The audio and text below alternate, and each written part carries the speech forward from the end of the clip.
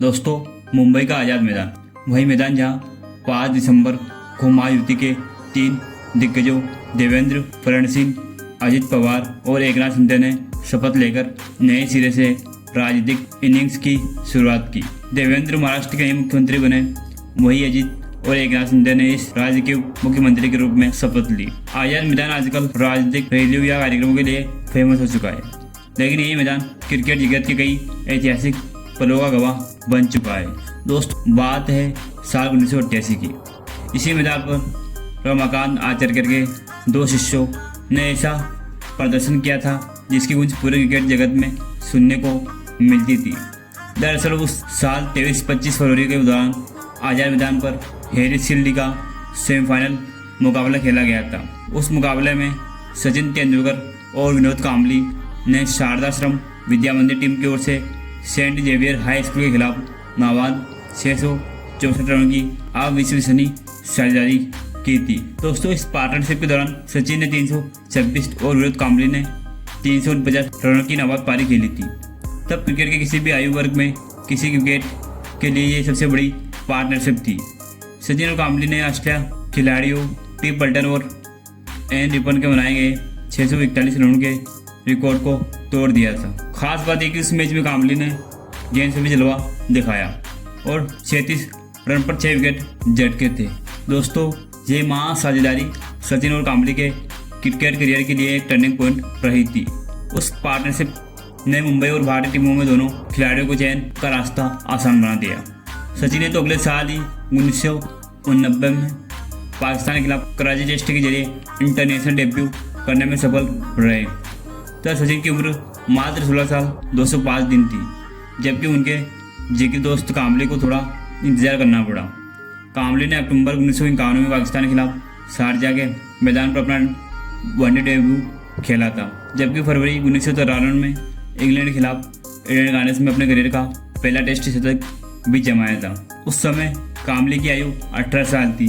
दोस्तों, test cricket में विनोद कांबली की शुरुआत इतनी शानदार रही थी कि पहले 7 टेस्ट मैच में उन्होंने 4 शतक जड़ दिए, जिसमें से 2 तो डबल सेंचुरी थी। भारत की तरफ से टेस्ट क्रिकेट की सबसे तेज 1000 रन बनाने वाला रिकॉर्ड भी अब विनोद कांबली के नाम है, जिसे आज तक कोई तोड़ नहीं पाया। कांबली ने महज 14 पारी में यह उपलब्धि हासिल की थी। दोस्तों, कांबली ने 18 नवंबर 1994 को वेस्ट इंडीज के खिलाफ खेले गए मुकाबले में के जरिए अपने 1000 रन पूरे किए थे। इसी बीच वनडे में विनोद कांबली ने कुछ शानदार पारियां खेली।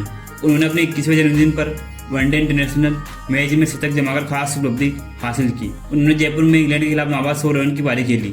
दोस्तों, तीनों में से कुछ ही प्लेयर है जिन्होंने अपने जन्मदिन पर टेस्ट शतक लगाया हो। दोस्तों, ऐसा क्या हुआ कि 24 साल की उम्र में कांबली ने अपना आखिरी टेस्ट मैच खेला और वे लगातार 8 से वर्ष तक गिरते चले गए।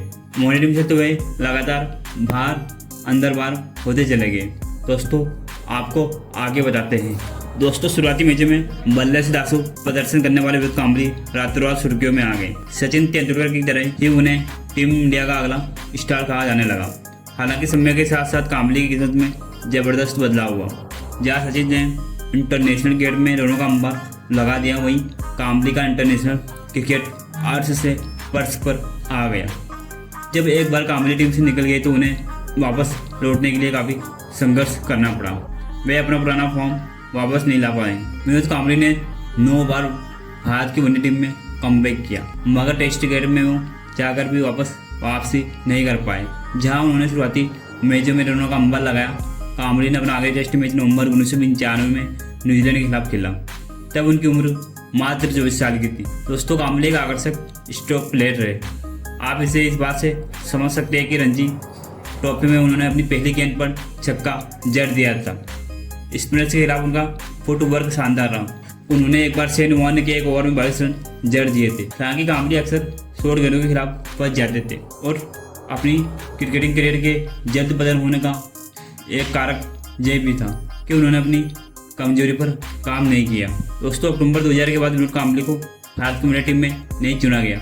उनका आखिरी वनडे मुकाबला श्रीलंका के खिलाफ शारजाह में था। दोस्तों, साल 2009 में कांबली ने अंतर्राष्ट्रीय क्रिकेट को अलविदा कह दिया। दोस्तों, कांबली ने भारत के खिलाफ 17 टेस्ट और 1 से 4 वनडे इंटरनेशनल मुकाबले खेले। टेस्ट में उन्होंने 54 के औसत से 1084 रन बनाए, जबकि इसमें 4 शतक और 3 अर्धशतक शामिल थे।